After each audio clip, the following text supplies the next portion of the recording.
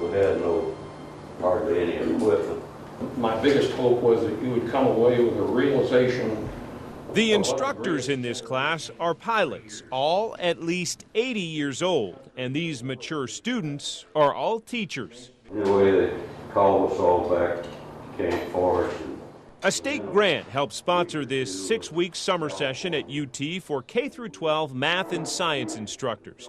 On this day, in addition to graduate credit hours, they're learning the impact of aeronautics on history from men who literally rode that evolution in engineering.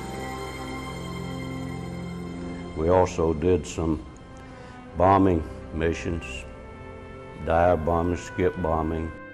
Chris Pannell first flew single-seat P-38s in World War II before piloting the more advanced P-51. The Knoxville native flew the first daylight bombing runs over Berlin and the D-Day invasion of Normandy. He recounted those risky missions for this class. I hope they get some appreciation of what went on in World War II. Hope they take away the recollections and the memories of some of us old ones who went through the time period, and that they treasure it in years ahead. Norman Kratchmer held one of the most dangerous jobs in the military during World War II. I was a co-pilot on a B-17.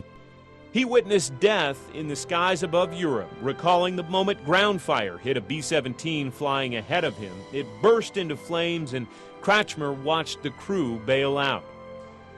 Unfortunately, I saw a poor man who pulled the ripcord the second he got out the door. That parachute burned up just like that, and I could watch him from 23,000 feet going down to what was obviously his death, running and waving and all of this. That was the most terrifying thing I've seen. That memory lasts me to this day. I can still see him at night.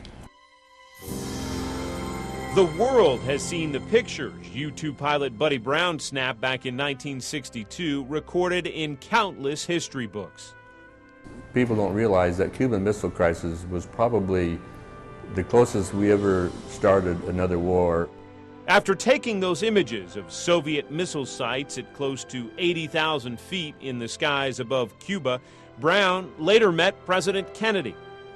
And he came in and I briefed him. He says, "Captain Brown, you take good pictures."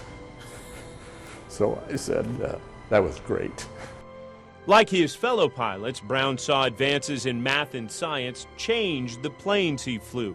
8 years into flying the U-2, Brown moved to the SR-71 Blackbird. In that supersonic jet, he could fly 30 miles a minute, or 3 times the speed of sound. Better yet, here's Brown's science class description of Mach 3. If you had a .30-06 rifle and you fired it at the Sun Sphere from UT, and the SR-71 came overhead, it would beat the bullet there considerably. Brown and the other veteran pilots tell us they hope the shock value of their stories, the world-altering events they witnessed, and the influence of math and science on their careers will help inspire these teachers to pass on those lessons to their students. For these veterans, there's no better lasting legacy.